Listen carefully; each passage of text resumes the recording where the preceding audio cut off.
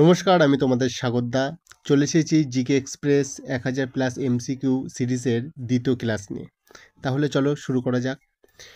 Question কি বলছে দেখিনি একবার।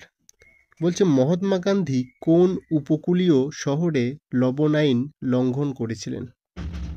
এর অপশানগুলো বলছে আহমেদাবাদ, অপশান বি ডান্ডি, অপশান সি সবরমতী এবং অপশান ডি সুরাট। এর সঠিক অ্যান্সার হয়ে যাবে অপশান বি ডান্ডি। তারপর পরে কোশ্চেন বলছে কংগ্রেসের কোন অধিবেশনে মহাত্মা গান্ধীর সভাপতি ছিলেন? Option A Kanpur, option B Kolkata, option C Lahore এবং অপশান ডি বেলগাঁও। এর সঠিক অ্যান্সার হয়ে যাবে অপশান ডি বেলগাঁও। কংগ্রেসের বেলগাঁও অধিবেশনে মহাত্মা গান্ধী সভাপতিত্ব করেন। তারপর পরে কোশ্চেন 23, ভারতের স্বাধীনতার সময় কংগ্রেস সভাপতি কে ছিলেন?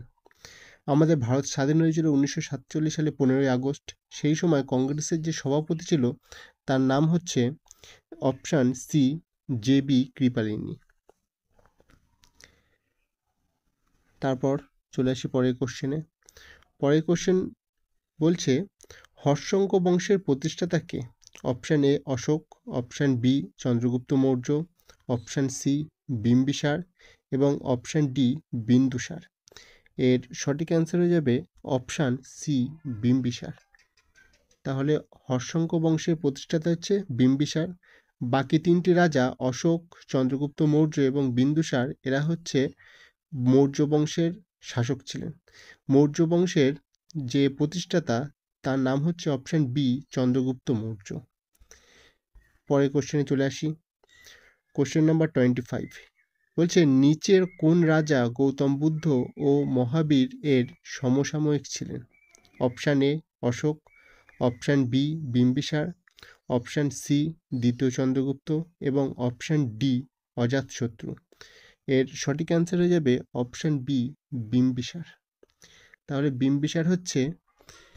বিম্বিসার আমরা কি জানলাম? বিম্বিসার হচ্ছে হর্ষঙ্ক বংশের প্রতিষ্ঠাতা এবং গৌতম বুদ্ধ ও মহাবীরের সমসাময়িক রাজা ছিলেন। চলে আসি পরের কোশ্চেনে। সম্রাট অশোক কার কাছ থেকে বৌদ্ধ ধর্মে দীক্ষিত হন? Option A Gautama Buddha, option B Upagupta, option C Vasumitra এবং অপশান ডি মহাকাশ্য। এর সঠিক অ্যান্সার হয়ে যাবে অপশান বি উপগুপ্ত। তারপর পরের কোশ্চেন দাসপ্রথা ও সামন্ত প্রথা কোন যুগে চালু হয়েছিল? Option A Gupta, option B Haryanka, option C Maurya এবং অপশান ডি পাল। এর সঠিক অ্যান্সার হয়ে যাবে অপশান এ গুপ্ত বংশে। গুপ্ত বংশের সময় দাসপ্রথা ও সামন্ত প্রথা চালু হয়েছিল। তারপর পরের কোশ্চেন নম্বর 28, পাটলিপুত্র শহরটি কে প্রতিষ্ঠা করেন? Option A Shishunaga, option B Kalashoka, option C Dhanananda এবং অপশান ডি উদয়ন। এর সঠিক অ্যান্সার হয়ে যাবে অপশান ডি উদয়ন। উদয়ন ছিলেন হর্ষঙ্ক বংশের এক রাজা। তারপর চলে আসি পরের কোশ্চেন নাম্বার 29, বুদ্ধচরিত এর রচয়িতা কবি অশ্বঘোষ কার সভাকবি ছিলেন? Option A Chandragupta Maurya, option B Kanishka, option C Ashoka এবং অপশান ডি দ্বিতীয় চন্দ্রগুপ্ত। এর সঠিক অ্যান্সার হয়ে যাবে অপশান বি কনিষ্ক। কনিষ্কের যে সভাকবি ছিল তার নাম হচ্ছে অশ্বঘোষ। মনে রাখবে কনিষ্ক ছিলেন কুষাণ বংশের শ্রেষ্ঠ রাজা।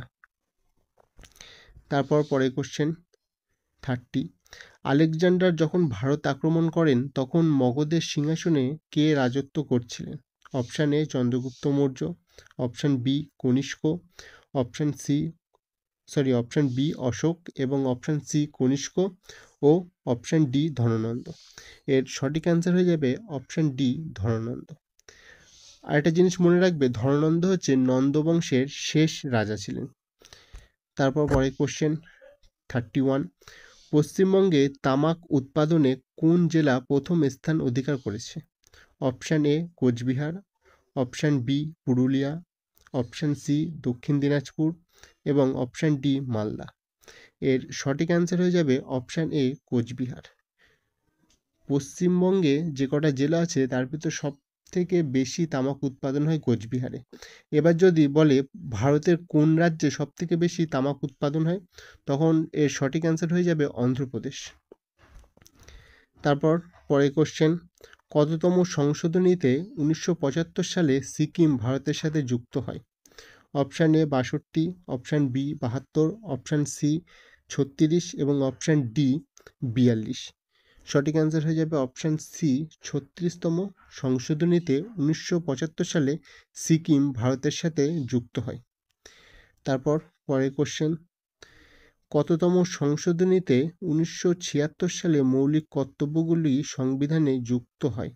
Option A 42, option B 44, option C 72, option D 35। এর সঠিক অ্যান্সার হয়ে যাবে অপশান এ 42। 42তম সংশোধনীতে 1976 সালে মৌলিক কর্তব্য সংবিধানে যুক্ত হয়। মনে রাখবে মৌলিক কর্তব্য রাশিয়া থেকে নেওয়া হয়েছে। রাশিয়ার সংবিধানে যে মৌলিক কর্তব্য আছে সেখান থেকে নেওয়া হয়েছিল ভারতের এই মৌলিক কর্তব্য। চলে আসি পরের কোশ্চেন, আইজল কোন রাজ্যের রাজধানী? Option A Manipur, option B Nagaland, option C Mizoram, option D Chhattisgarh. সঠিক অ্যান্সার হয়ে যাবে অপশান সি মিজোরাম। তারপর চলে আসি পরের কোশ্চেন, কোন বর্ণের আলোর তরঙ্গদৈর্ঘ্য বেশি? কোন বর্ণের আলোর তরঙ্গদৈর্ঘ্য বেশি? অপশান এ লাল, অপশান বি নীল, অপশান সি হলুদ এবং অপশান ডি সবুজ। সঠিক অ্যান্সার হয়ে যাবে অপশান এ লাল। লাল আলোর তরঙ্গদৈর্ঘ্য সব থেকে বেশি। তাহলে লাল আলোর তরঙ্গদৈর্ঘ্য যদি সব থেকে বেশি হয় তাহলে কোন আলোর তরঙ্গদৈর্ঘ্য সব থেকে কম হবে? এর সঠিক অ্যান্সার হয়ে যাবে বেগুনি। আজকের ক্লাস এই পর্যন্ত, দেখা হচ্ছে পরের ক্লাসে। আর যদি তোমাদের ক্লাসগুলো যদি ভালো লেগে থাকে অবশ্যই লাইক কমেন্ট শেয়ার করবে।